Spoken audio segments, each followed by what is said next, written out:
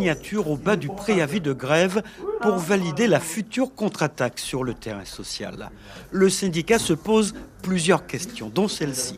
Y aura-t-il une demande de dérogation pour poursuivre l'activité à l'usine de dégradé Cannes au-delà du 31 décembre 2022 ?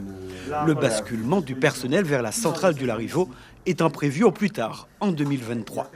L'absence de réponse aujourd'hui fait naître de grandes inquiétudes sur l'avenir. La crainte d'un plan social hante les esprits. Comme c'est encore une possibilité, on veut que cette possibilité-là disparaisse.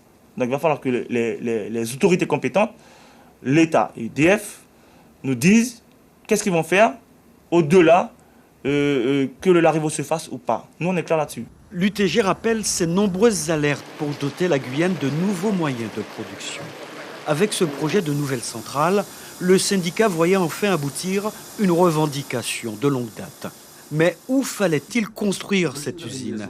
Quel était le positionnement du syndicat à l'époque ? Faire la centrale sur le Larivot, ça c'est pas nous. En vrai, effectivement, aujourd'hui, ils ont décidé de la faire au Larivot en passant des pipes sur plusieurs communes pour alimenter le Larivot. Mais nous, notre position est toujours claire là-dessus. Il faut un moyen de production pour le pays. L'UTG dit vouloir désormais se concentrer essentiellement sur les questions liées à l'avenir du personnel. Le plus important pour nous, comme on l'a déjà dit, c'est qu'on ait une réponse claire et dans les plus brefs délais pour le personnel de dégradé Cannes. Mais comment se faire entendre et avec quelles actions ? Faudra-t-il craindre des coupures de courant ? On arrête de travailler.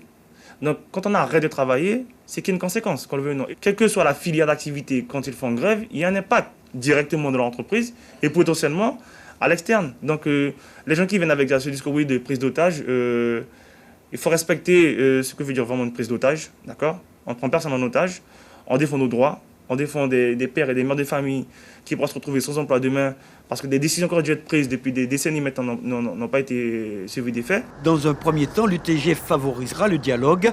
Le syndicat envisage d'interpeller l'État, mais aussi la direction nationale d'EDF à Paris pour obtenir des réponses à ces interrogations.